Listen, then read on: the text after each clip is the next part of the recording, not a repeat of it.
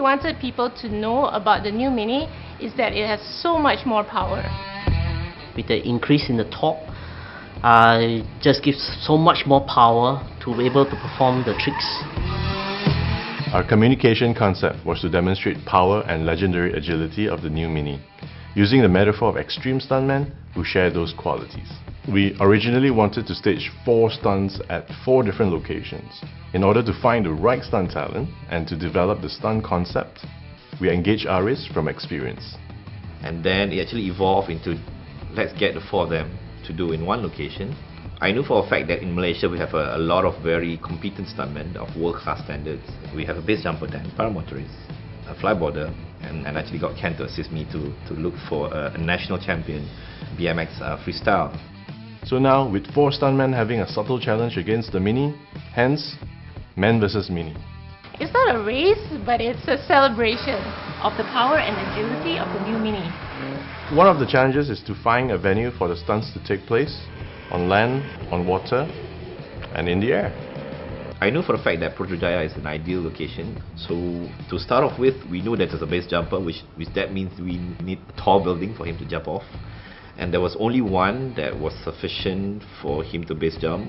So we had to therefore use that as the anchor point, and then try to find the smaller premises within the radial, within the space of the building, to actually then shoot the other stunts. We had the lake, we had the tallest building in Putrajaya suitable for the base jumper, and we had an ample playground for the cyclists and the paramotor. I would say there's no other better location. I think the biggest challenge for us was to actually get the approval for the building, because it belongs to a Ministry of Women and Family. How often the ministry get a letter that says we would like to request permission to jump off your building?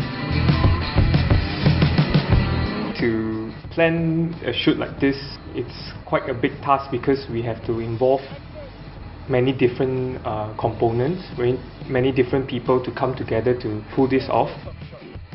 Basically, we were trying to get the storyline right from the start, and trying to coordinate between who goes first and how do the stuntmen come in place. Key element that we would need to consider is it needs to be mobile, and it needs to have a fast transition time for all whatever that we need, because the turnaround time for every scene was so fast. 4 stunt guys trying to control them and trying to coordinate the whole stunts and all that, I think that was the most challenging. Adventurous, but challenging.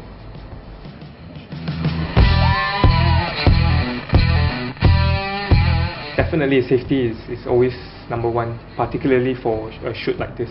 Yeah, especially for the stuntmen, because they have to come very close to the Mini. Secondly, the camera crew as well, they have to be very close to the car because they need to shoot those dramatic angles.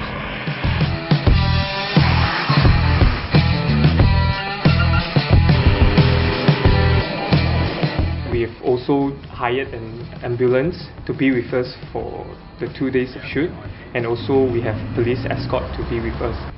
And thirdly, yeah, the car itself, because we only have 1 Mini to play with. Well, I have to try to avoid the people around the set and try not to wreck the car. So that was the biggest challenge. All we can do is we can plan as tight as we can and just keep our fingers crossed.